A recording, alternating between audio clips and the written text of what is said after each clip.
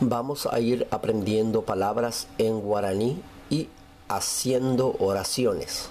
Te ayudará muchísimo con tu pronunciación y enriquecer tu vocabulario. Clase 36, guaraní. 1.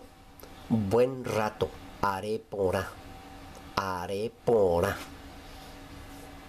Número 2. Bueno, pora. 3. Burlarse, ñembojor, ñembojor. Número 4. Cultivar, ñot, ñot. Número 5. Cumpleaños, arambot, arambot. Número 6.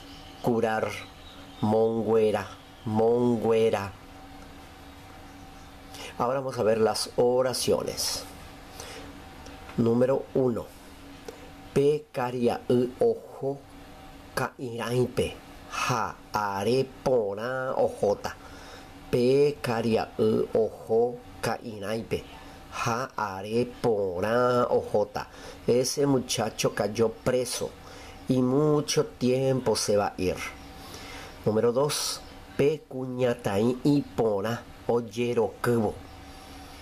Pe cuñatai y pora oyero cubo. Esa chica es linda cuando baila.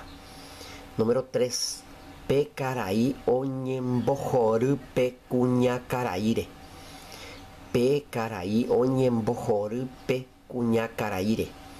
Ese señor se está burlando de esa señora. Número 4. She aja añotu abati cocuepe. She aja añotu abati cocuepe. Yo me fui a plantar maíz en la chacra. Número 6. Cueje jae curi she s arambot. Cueje jae curi she s arambot. Ayer era el cumpleaños de mi mamá. Número 6. She aja añemonguera tas ope. She aja añemonguera tas ope. Yo me fui a curarme en el hospital. Mucha suerte con la pronunciación.